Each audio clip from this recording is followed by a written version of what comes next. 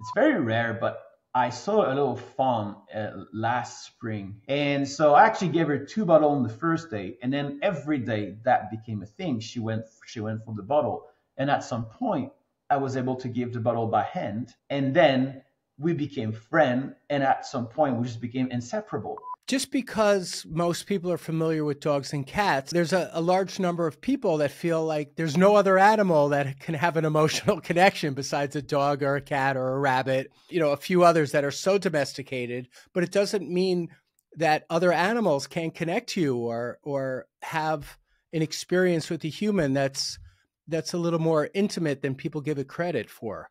And therefore, they're expendable. Hey, I'm Dr. Doug. I'm a chiropractor for both animals and humans. My life's passion is volunteering at farms and helping rescue animals in need. Join me as we connect with people who have dedicated their lives to helping animals. Together, we'll discover how helping animals live better lives will teach us to be better humans. Welcome to the Animal Cracker Podcast. Today, we have the pleasure of diving into the extraordinary world of Jeff Letendre, a Canadian tech entrepreneur, endurance athlete, and a passionate vegan activist. But Jeff's story goes beyond these remarkable feats. As the founder of the Wild Heart Sanctuary, he has dedicated himself to the noble cause of animal welfare and conservation. Jeff's journey is nothing short of inspiring. Join us as we explore Jeff's multifaceted endeavors, his work with the Wild Heart Sanctuary, and his profound insights into living a life of compassion, sustainability, and respect for all living beings. Welcome, Jeff. Thank you very much. Thank you very much. Doug, quite an intro.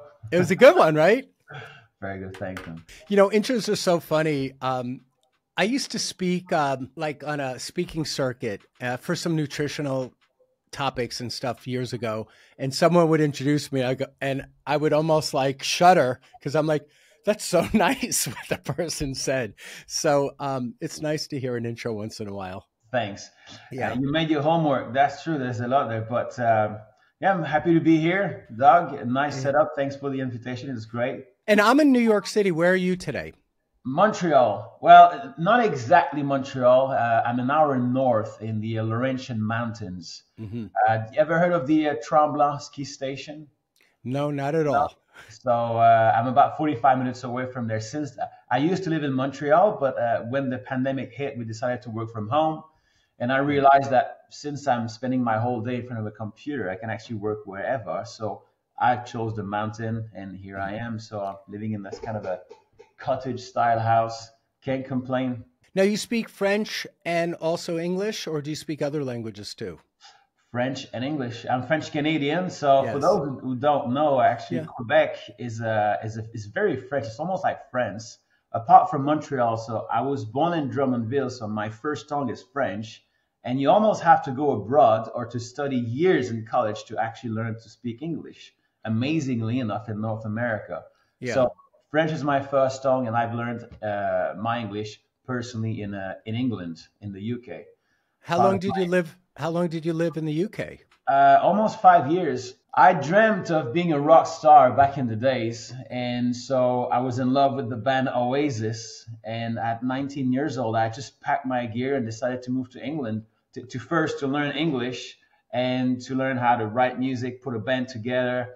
And so between 2000 and 2005, in the Tony Blair era, I found myself in England. It was amazing. And did you ever do the band or have some music that you put together? Yeah, it was actually hard in England to put a band together because first, me being French Canadian, right? I was an immigrant in England, so no real British wanted to have me as their lead singer. And obviously, thinking about it now, but it gave me that English-British twist that was a bit different. I've learned how to sing over there, learned how to put songs together and learn my craft. And when I came back to Montreal, all of a sudden, I was very exotic. And so it was very easy to put a good band together. Hey, Jeff speaks good English. He has a British accent. He can write songs. And I started a band that's called Pineapple. Pineapple. British rock. I was the lead singer, and I've done that for like 10, 12 years, something like that. And do you still perform sometimes? It's on my own in my house, my shower with friends, But no, I kind of cut off real fast. I gave it my all for about like 12 years. And then I realized in my early 30s, said, Jeff, you're not going to make it, right? You're not, it looks like it's not for you. You're not going to become a rock star. So you have to do something else. I didn't want to find myself in a wedding, like, playing cover songs at 45. So I just looked to do something else. And, I turned to Airbnbs, funny enough. Yeah. Sold my music, sold my guitars and the studio that I had back then, and I built a mini Airbnb empire, like 125 doors. Very quick. Wow. Wow. My one of my best friends, Alan, did very well with Airbnbs for almost 15 years or something. And now he stepped away from it, but he did very well. He did it, like you said, he had many doors or many places, and he really did it as a business. It was a mini gold rush back in the days, like Yeah. 2010, 11. It was good business. I don't know where to start, but I really want to hear about your work with the Wild Heart Sanctuary. Yeah, it's a great project that came into my mind like a year ago. And well, it started small, it's still small because the Wild Heart Sanctuary, it's a project that I'm trying to put together. I'm trying to purchase that land. It's a big land. It's like almost 1,000 acres. It's a bit of a miracle, this place, really. It's a privately owned land that was pieced up together by a single man over like a period of almost 50 years. So the man was an animal lover and he bought like a few acres. Then he bought another acres next to it, another acre next to it. And then he started owning both sides of a beautiful river with mountains, beaver lakes. Like it's unbelievable what he's put together. And he could have made a fortune selling this land, developing it. But that's not his thing. The man has money, but what he liked was taking his wife there and his dog, taking a walk on the tracks that he's built out, the trail, and keeping this land for the animals. So it's a pristine place. And my dream, the man is not young anymore. And so my dream is to have a deal with him, protect this land, and have this place as a forever home for the animals that I'm rehabbing right now. It's a little bit of a miracle. So I thought it was worth giving a try, putting this place together and protecting it forever. Because we never know what will happen to it, If he passes out and maybe the next generation will want to make money with it, we want to sell it, I think it'd be very sad. So is he committed to being a partner with you about allowing you to do your conservationist work there? Oh yeah, 100%. Yeah. But I know that it will still be at risk until the day we find a way to purchase the land. Because as you know, like the next generation doesn't mean that they will necessarily, if he dies, and they might want to sell this because it's worth a lot of money. It's worth a lot of money. So yeah. Now, is that where your house is? Is your house on the land or is it near it? It's near it. It's not on the land, but it's near it. I've discovered that place actually doing my training for the marathons, and it was like no trespass signs and private land, and I was just curious and I had to see what's in there. And I thought first it was a kind of a regional park because it was so big, so beautiful, or maybe I thought maybe this is this is a kind of a church thing where I know it was very unusual to have such a beautiful place with bridges, trail, mountains. I didn't know what it was, and I bumped onto them, the couple, and they said, "What are you doing there, sir?" I said, "Well, I'm sorry, I'm just training, I'm just running." And what is this beautiful place? Are you the owner? And we started talking. I said, "My God, I cannot believe what you've done. It's amazing."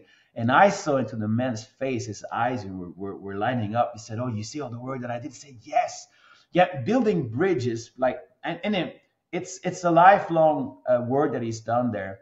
And immediately almost I said, "Guys, I wish I could buy your place one day, and I'm going to work towards this." I thought I could do it through business, say I have a startup. If we do well, when I'm going to buy it. But then I thought I could start the project and raise money. And so we'll see how it goes, but that's the project. I don't necessarily want to do this in just such a chronological or linear fashion where I start out with Jeff as a child and move all the way through.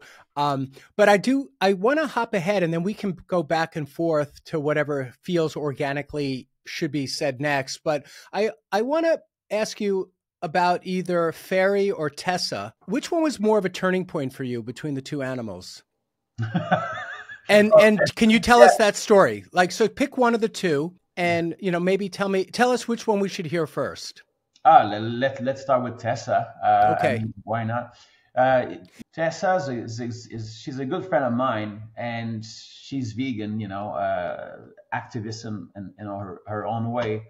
And we don't have such a big circle of vegan friends around us. It's still 24. It's still maybe 5% of the population. So I've had Tessa as a friend for many years, and Tessa, she's the girl to go to if you find an animal that's in danger or injured, lost. She doesn't necessarily take care of the animal herself. She will keep the animal for a day or two, but her job is to dispatch the animal to where she thinks the animal would fit the best, because she has a connection with all the animal sanctuaries and people that are doing it at home. So like she's a rare specimen. So yeah, she's an animal dispatcher basically. So sort of, and she's all doing this out of her heart, her own money. She doesn't earn anything doing that. She just loves animals and she loves saving them. So at some point in the spring here in Quebec, and probably the same in New York, there's a ton of little raccoons that loses their mom or family due to car road kills. I mean, if you drive in the countryside in the spring, our roads is a bloodbath here. It's pretty sad to see, actually.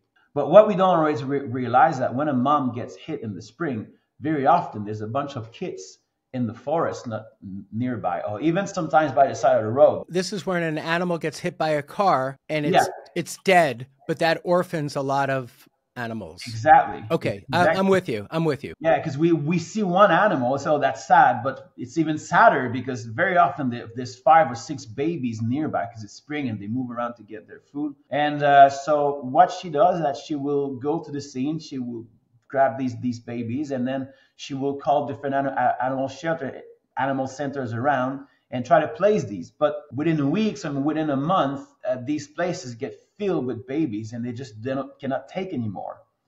So she called me a couple of years ago and said, "Hey Jeff, I have these 2 kids, baby raccoons.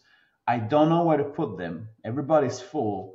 I know you love animals. You live in the forest. I think you do great. Do you think you could take care of them? Like raise them? I'm gonna bring them to you." And I was like, "Wait a second, raccoons? 2 raccoons?" I So said, this is not the same as a dog or a cat, No, mind you. not This is exactly. And like, even though I like animals, I understood right away the responsibility. I don't know anything about raccoons, and I'm busy working. But at the same time, she was right. I said, "Jeff, you live alone in that house right now. You in the forest. You live by a river. If not you, who?" And I said, "Well, quite right." So I just told her, "Let me sleep over it. And if tomorrow morning I get up and I feel like doing it, let's do this." And I obviously picked up the phone in the morning and said, "Bring these 2 babies and let's do it." And it was a life-changing experience, really. It was awesome. and what were their names? The first 2 on were Rocky and the little female Roxanne. Rocky and Roxanne. And how many years ago was this? That's only 2 years ago. So that would be 3 years. So that's the spring of 2020. Okay. 2021, the spring of 2021. Yeah. Yes, I'm sorry to interrupt. Keep going. Tell us. Yeah. And so basically, she brings those babies, and at that age, they were like 3.5 weeks old. They're blind, so they don't see anything. And they make these little noise, and you have these babies in your hands. And I'm like, "Oh my God, this is so tiny." And then start the question, okay, what do I feed them? What's the plan? What kind of a cage or enclosure do I need? But they're not so different from cats and dogs, actually. They kind of a breed. If they have a bit of both, they have a bit of cat in them, a bit of dog in them, because they're very playful. They love to touch. They love affection. So they have their dog side, but they're very wild and little hunters like cats. So it's kind of in between. Very, very, very smart animals. And I realized very quickly that it was easy to take care of. Did you have any other pets at the time? My 2 dogs. Yeah. And did they get along or? Yeah, very well. The first day they were freaking out. They Jack Russell, so they were so excited to have those in the house. But within a day or two, actually no, I would say the first couple of weeks I was always near, because it's a Jack Russell, right? Yeah. They're hunting dogs, so who knows? They might sniff it and try to get a bite out of them. So I was keeping a close eye, but very quickly they get, okay, that's just a raccoon. And they became friends, and that was it. They actually love playing with them outside. I have videos of them like running in the field. It's actually beautiful. It's gorgeous. I'll send those videos. So yeah, And actually, we'll put clips of that in here for people to see. yeah. If you're listening, again, you can check this out when you get to the video version. I want to share a product that I'm really excited about, and in this case, it's my product. I made this video course recently called How to Massage Your Dog. The website is called howtomassageyourdog.com, and it's still on sale if you check in with it, but it gives you a way to work on your dog from head to toe, whether it's a few minutes a day or outright full body sessions. It's good for that puppy. It's also good for your senior dog. It's a way that you can manage pain and help that dog not suffer as it goes through the different stages of life. I show everything in this video course, from hand techniques through full body massage, everything from a teacup dog to a Great Dane. It's all in one video course. Check it out. Let me know what you think. And there's even a 30-day money-back guarantee if you're not completely satisfied. howtomassageyourdog.com. And then did you wind up keeping them, or what was the goal eventually? The goal obviously was to rehab them, release them in the wild. I really don't like cage. I don't like zoos. I mean, to me, freedom is on the top of my values. So I apply the same to animals. We all cherish our freedom. So I didn't want to turn them into domestic pets. I wanted to make sure that they would remain wild. So they've stayed in the house for a few weeks, and then I built them an enclosure outside, and then I enclosed like a tree. And it was near the forest, and I have waterfalls here. I put trees in there, like a little house so that they can hide. And I made sure that it was big. The first one was 8 by 8 by 8, so it was a big cube. And they were so happy in there. Like the minute I put them in there, I could tell the difference. So it was great because they could feel the grass. They had bugs coming into the enclosure. It was pretty much, it was very natural. And they grew up, and I always gave them also the freedom of being with me outside. So whenever I would be outside, I would open the enclosure and they would roam free on the land, and they would never venture far because they're smart. They know their prey at that size. They're small, so they tend to stay very close to their mother in nature, and I became their mother. So I could be sitting outside and the kids would just be a few feet away around me. They would climb little trees, they would go sniff stuff, but they would stay close. And to me also, I was teaching them that they don't have to run away from me. They can be safe with me, because I didn't want them to stay in the enclosure for the entire 6 months. If I could, I wanted them to experiment the outside as much as possible so that they could learn to catch bugs, learn to climb trees. And the day they're ready, I would just open the enclosure and say, okay, the door is open. You still have food in here. I can take care of you, but you do whatever you want, guys. I just had to wait until they were big enough to defend themselves, because obviously there's coyotes here, there's pecans, there's other big raccoons, they're territorial. So I waited until they were big enough, and then they were 50% of the time outside on the land. They were sleeping at night in the enclosure. And at some point in the fall, I said, okay, guys, you don't need to be in the enclosure ever. You do your things. And they stayed with me. They would vanish in the day, vanish at night, but they would visit me 2-3 times a day. And after the first or second snow, that was it. They were gone, and they went into a hibernation mode, and that was the end of it. And would you, for those first 6 months, would you help them by providing food for them, or were they also learning to go to the stream or? Oh yeah. They would go to the stream. They go to the forest. It's actually incredible what they can eat.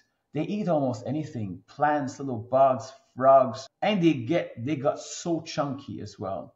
I mean, they had the best. They had very good food with me. I was treating them very, very nice. But I saw them the year after, and they were enormous, like without my help. So, and I live in a place where there's a lot of wetlands and river I think it's a perfect environment for raccoons here. So they have no problem feeding themselves at all. And when you saw them a year later, was there any recognition? Oh yeah, in the spring especially, I remember Taylor. Winter is hard on them. So little Taylor was almost missing a finger, a frostbite, I believe.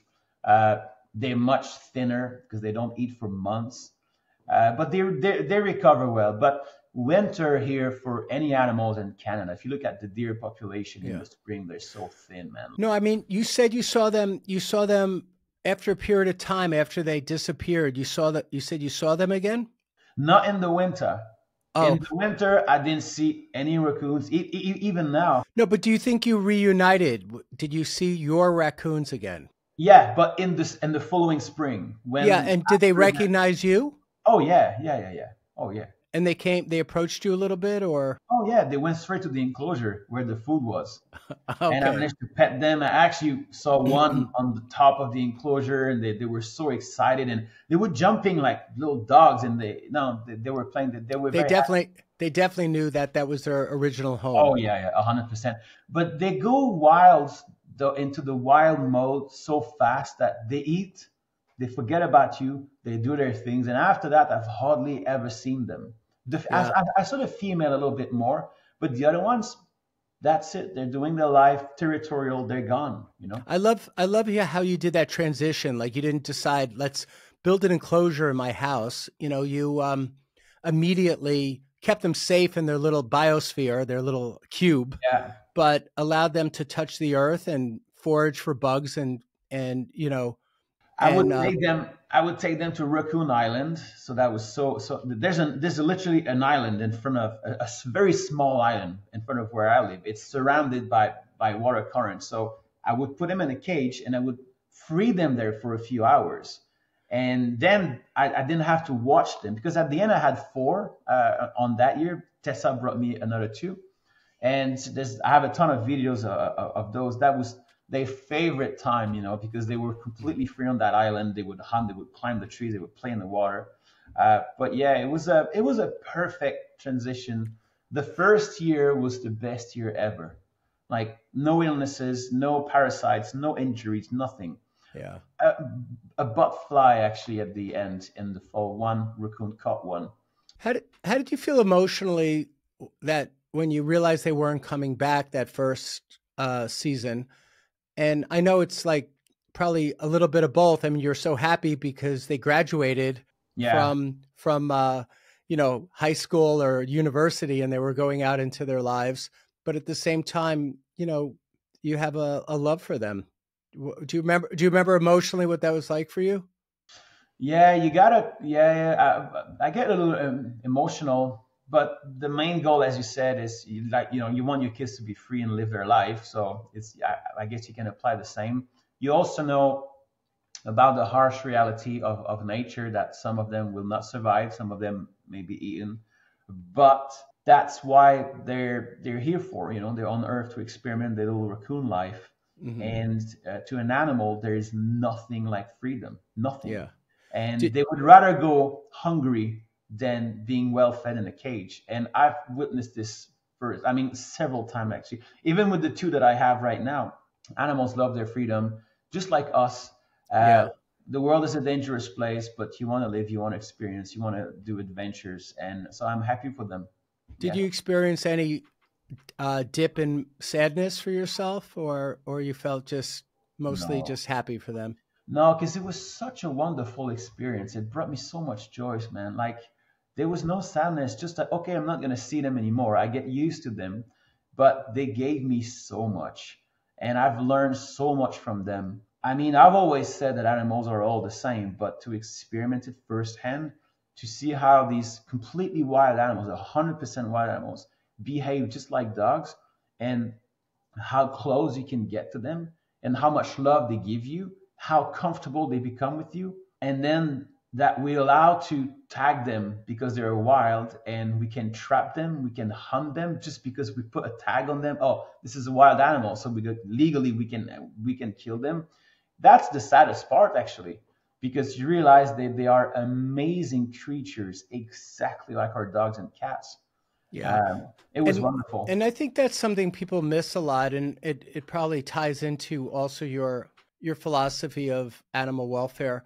But just because most people are familiar with dogs and cats, and then a few other animals, like let's say a rabbit, um, we people in you know, there's a large number of people that feel like there's no other animal that can have an emotional connection besides a dog or a cat or a rabbit, or maybe I can't think of others, but a few others that are so domesticated and so part of the common way that the whole world lives their lives. But it doesn't mean that other animals can't connect to you or have an experience with a human that's a little more intimate than people give it credit for. And therefore they're expendable. Therefore we can just kill them. I was just this weekend at this animal shelter that I work with multiple times. It's called Tamerlane Animal Sanctuary and Preserve. And I love going there, but the group is amazing there, but they currently have 292 animals and every single one has a name. Wow. And when you go into the chicken area with Viola, the farm manager, there's like 45 chickens, but she's like, there's Shirley, there's Samuel, there's Frank. Like every single one has a name. Every single one, she could tell you who it is. Then we go into the goat area, the same thing. And what's profound about that for me is that they're important enough for her to like know them. And some of them look a lot alike. I mean, they have the same coloring, but she's like, no, that you could tell that's Shirley because of the, it's just really cool. And Saturday, a few days ago, 4 days ago, the TV show Inside Edition followed me there and we were filming. And the reporter for Inside Edition was trying to ask me some hard questions because that's what investigative journalists do. And I worked on this goat and the goat was squiggling around and I was giving it a chiropractic adjustment and it kept squiggling and I kept bringing it back. And it looked like I was wrestling it a little bit, but I got the job done. And then she goes, are you sure you're not abusing this goat? And she goes, because it looked like he was trying to get away from you. Are you sure you're not abusing it? Which is, I guess, a good question. I mean, she's trying to ask the hard questions that other people might be asking once they're viewing the segment. And I said, well, look at it this way. I mean, a goat is a prey animal and its first instinct is to protect itself and flee and get away. But I said, have you noticed since I stopped adjusting this goat, it's following me everywhere. And this goat wouldn't leave me alone. And all of its friends already moved into a different part of the barn. But this goat kept coming back. So I said, if this goat was really scared of me, or if I did it damage in any way or threatened it, why does it keep following me and nuzzling against the back of my leg? And so the thing is that even a goat can connect, and it's not like this stupid piece of meat, with no feelings or no connection. And even in that little 10 minutes I was with the goat, it said, hey, dude, I like you. I want to hang out with you for a little bit. And it wasn't scared. And I think that's the proof of the pudding. I said to her, ultimately, look at the goat. Is the goat scared of me? Did the goat feel I abused it? Because if I did abuse it, the goat would run away. And, it just reinforces what you're saying. Like you can get to know a raccoon. There's potential there. Absolutely. They're human tags. It's a tag. Some people would say, we can abuse farmed animals. We can kill them, torture them because they're farmed animals. But there's no farmed animals. It's an animal, just like us. And they're sentient beings. And spend some time with any of them. They'll become your friend. It's that we don't realize. And with wild animals, they say, well, the wild animals are afraid of us and they behave differently. But we have to understand that we don't know each other. And can you imagine how scared you would be of humans if you were an animal on Earth right now? The way we act with them is so evil that can you imagine how scared they are? So even for some of them to have the courage to get close to us, they have to be very courageous, because I would be very afraid of humans. But if you give them time, if you give them a little bit of food, if you show them that you're not a threat, there's nothing cruel. And I mean, nature is cruel. People are often mixing that, like lions are cruel, so we can be cruel, and we kill animal and farm, so we have the right to do it. It's completely different. All animals on Earth are participating into the ecosystem. Lions need to eat the weak and the old animal. It's actually a relief for some of the animals, and they keep the population in check. It's a balance. They're feeding the ecosystem. Everywhere you go, let's say that you find an island, a virgin island, and there's no humans that have ever been in there, the ecosystem will be perfect. It will be gorgeous. Each animal will feed itself, and all together will create this kind of perfection that we call nature. As soon as we put some humans in there, we start destroying this natural cycle. And then we tell ourselves, oh, we need guns, we need to go in the forest to regulate. But leave nature alone, it regulates itself. Yeah, I just hope that we could connect better and understand nature better and not see nature as a threat. I mean, maybe back in the days when we were survival mode, I often say that I would be a hunter too. You know, if you have to feed yourself, you have to feed yourself. And if life is harsh, it's the fittest of the survival of the fittest, sorry. But right now, with our technologies, with billions of humans on Earth, with so many plant-based food available, we don't need to kill these animals, and we certainly don't need to enslave them.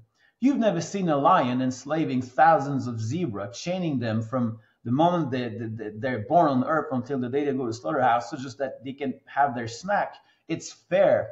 And the lion also has a difficult job catching its prey because they're very equal. And the way the lion has an ability to catch a prey and the ability of the prey to escape, it's very close, maybe 5-10% different. So it's fair. Don't they fail a lot? Like a lion might have, go a week or have failures where it doesn't catch the gazelle. Absolutely, and it comes back and goes, I had a bad day at work today. I didn't get anything. And they're like, we're not eating tonight. So the lion doesn't always win. No, and life is hard on the lions as well because they spend most of their life hungry because it's very difficult to catch a prey. Same for any carnivore. So there's a balance, there's fairness. Violence is part of our world. I'm not living in this utopia where, we should live only in love and compassion and love. I understand violence is a necessity, but I just try to live my life using violence only if it's necessary to our survival or to protect myself. If a bear walks into my house and I cannot get it out, I would obviously take my gun and I will shoot that bear. I have no choice. But I'm not going to go just for fun into the bear's house, habitat, shoot him just out of a sport or to get a skin for some kind of a sick enjoyment. So that's the only difference. Mm-hmm. We can live a healthy, happy life without abusing animals. Yeah. Why not? Another thing you were saying about that ecosphere or that biosphere is, as humans, we sometimes decide that this element needs to be exterminated, and that throws off that whole balance. So let's say we decide, even if it's a type of insect, we need to kill all these insects. So we spray. And then because of the way nature works, you might knock out a bird might not be able to live there in 10 years. Yeah. Or all the birds that ate that insect now are dead, or they even a step further is their offspring might have mutations because they ate the insect anyway. And now they have chemical damage, and now it knocks out. And we do that also in wetlands. We do that, where the water gets contaminated and we knock out a whole species or at least in that area. And so we really mess with Mother Nature quite a bit because we selectively decide in the moment what's important to us, which is like, let's get rid of all the bugs right here. And for what, at the end of the day? Ultimately, I'm not saying that we should go back to living in caves and in the jungle, but there's a balance. We have the technology to become nature's ally right now.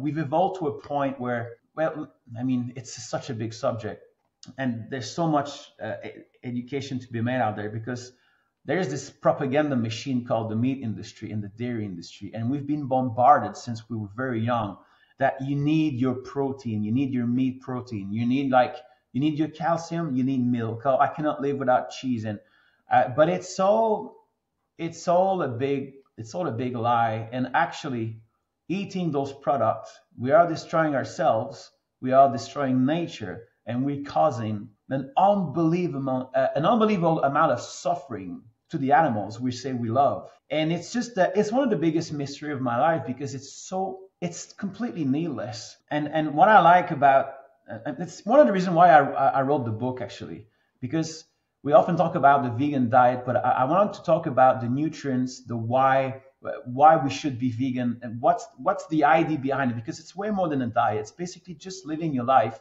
without abusing animals needlessly. And I've been vegan, mostly vegan since 1998. And so as far as I'm concerned, I've not been protein deficient, iron deficient.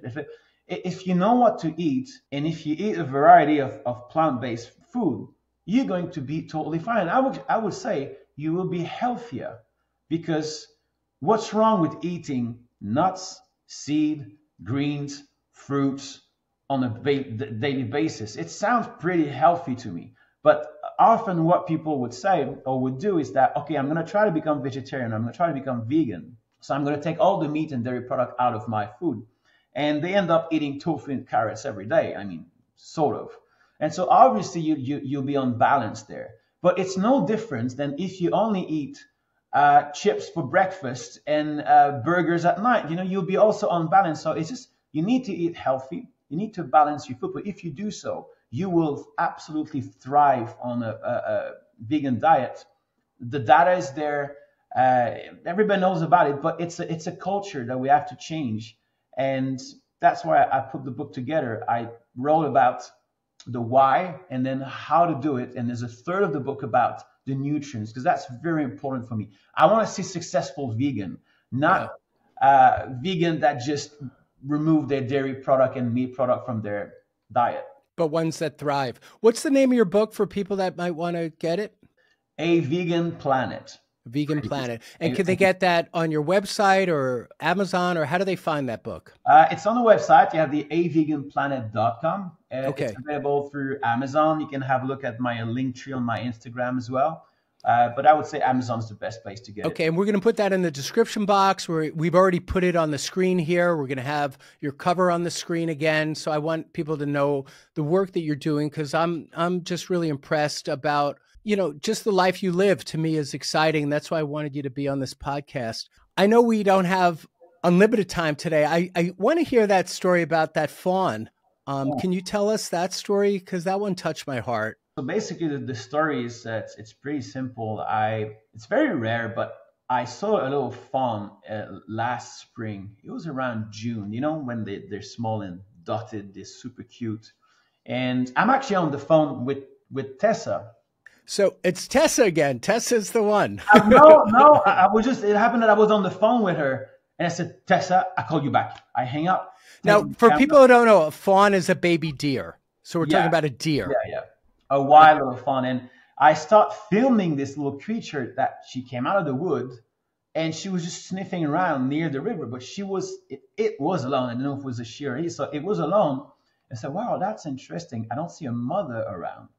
And I try to get closer. My dog is there, starts barking, the little fawn gone into the forest. But then I saw it again a few days after, and I started seeing that little baby often. So I was like, I feel this baby might be orphaned, like there's no mother around. So I just took a bottle of milk, which is, by the way, plant-based infant formula from Nestle. And I attached it to a post that I had near the river. And so the fawn smelled it and started sucking on that bottle from a distance. And I was like, this is fantastic. This is amazing. And then I got really convinced that, okay, this fawn is alone. And so I actually gave her 2 bottles on the first day. And then every day that became a thing. She went for the bottle. And at some point, I was able to give the bottle by hand. And then we became friends. And at some point, we just became inseparable. She took me as her new dad. And that was the start, I have to say, one of the most beautiful experience of my entire life. No wonder Disney took a deer as their star, in Bambi, because they are absolutely gorgeous. And it was unbelievable to see that baby grow. And I didn't want to put her into a cage, obviously. I didn't want to tie her to anything. She was wild. So I took the risk of leaving that fawn free to roam. But every morning, every afternoon, every night, she would come to the house, play with me, drink the milk, and she was sleeping nearby, because at some point I actually followed that deer and she brought me to a place in the field nearby where she was sleeping. And so I know that she was, let's say, in a 500-meter radius of the house. She would never leave this, but she was free. So it was a great relationship. She grew older and bigger, she would walk into the house right away in the morning. She loves dog food, actually, plant-based dog food, something that I didn't realize. She absolutely loved the dog food. She would walk straight into the house, go to the dog's bowl, eat the food there. I would run with her. I would go take hikes in the forest with her. She was like a dog. She became my best friend, along with my dogs. And that was a beautiful story that lasted until the fall and the first snow, because then she met other deers, because I have deers coming onto the land here, and there's a mother with two other fawn. And so my idea was like to match these three, and hopefully they would take Fairy in and she would find a new family. And that's exactly what happened.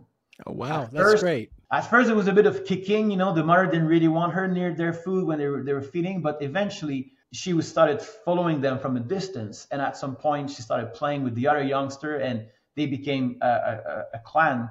And here in the north of Canada, when it snows a lot. And at some point, deers can hardly move, because if you have 3, 4, 5 feet of snow in the forest with their thin legs, they can't go anywhere. So they normally vanish in the winter, and then you see them again in the spring. So we are just about that time. The snow will start melt this week. They're expecting a warm weather.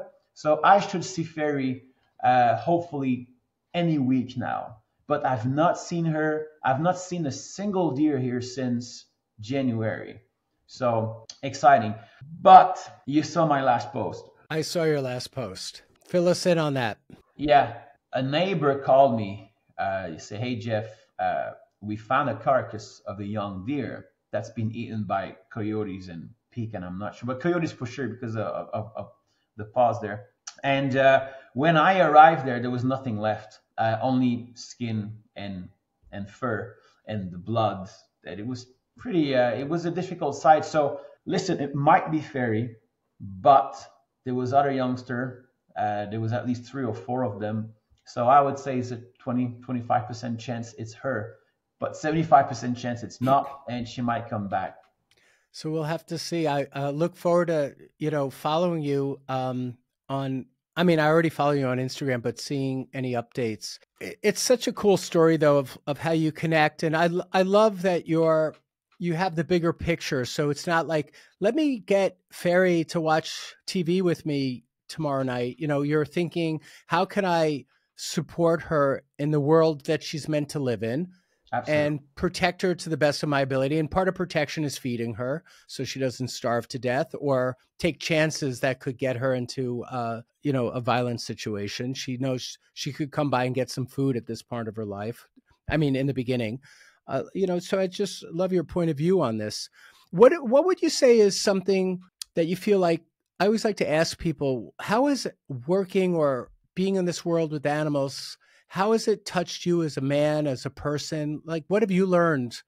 It has touched me in many ways, but it has just, I was always an animal lover, but I understand better now, if anything. I truly understand wild animals better and the state they're in, their natural world, because I saw Fairy, and they're very different species, eh? The energy of a deer is so different from the energy of a raccoon. They're different species, but they're the same. And to me, they have their little soul, the sentient beings. They're exactly like us, experimenting the earth with their own senses, with their own little physical bodies. But they are the exact same as us, different pair of eyes, different kind of smell, but they're living an experience. And when I was rehabbing them, it was never about me. It was always about them and their little life. Because, of course, I could have gotten more likes and more views taking the raccoons inside and turning them into human little clowns and having them behave like pets and everything. But that was never even crossing my mind. It was always, hey, you've lost your mom. I'm going to help you for a few months. I'm going to do the transition, but this is your world, mate. And your senses... the wild animal that you are, you're so well adapted to a forest that I want to help you go back into it. And I want you to have your offsprings and experiment life the way you should. And so I just really connected with the wild world a little more. It was a fantastic experience. And I wish that I could share that connection with so many people, because it's a win-win-win. There's more happiness respecting the natural world and being part of it instead of destroying it and abusing it. And if anybody believes in some kind of karma, I think that what humans are doing to nature right now, we have to pay a price at sometimes for it. Is it in this life? Is it in another one? But we cannot enslave and destroy and abuse 100 billion beings. Like, it's way more than that a year without some kind of consequences. It's becoming vegan for so many people, because when I say vegan, Doug, to me, it's the rehabilitation, it's the raccoon, it's the deer, it's the food. It's a way of life where you try to respect and live with nature as much as possible. So there's more happiness in my life. And a lot of people are saying, Jeff, I wish I could experiment what you're doing, but you can start with your plate by just respecting the animals and switching some of your habits. And then maybe life will bring some more animals into you. You will feel a better connection. You will have a walk into a forest and you'll feel different. And then the magic of life happens. The animals would win, we would win, the environment would win by respecting each other a little more. And if anything, that's what I've learned, that they are like us, and life is more beautiful when you love and respect animals truly. Yeah. And that implies, unfortunately, I'm sorry with that, I'm hammering it here, but not eating them. That's where it starts. This is so great. I mean, that's an amazing answer to that question. It's so beautiful. Thank you so much. I'd love to get you back maybe in a couple of months, because I'm sure there's more for us to talk about. I almost felt like it was so short, but I wanted to, stay to the framework of the time that we put forward. People can connect to you through Instagram. You have your book, your website, your sanctuary. You hold up your cup even. Your cup is really cool.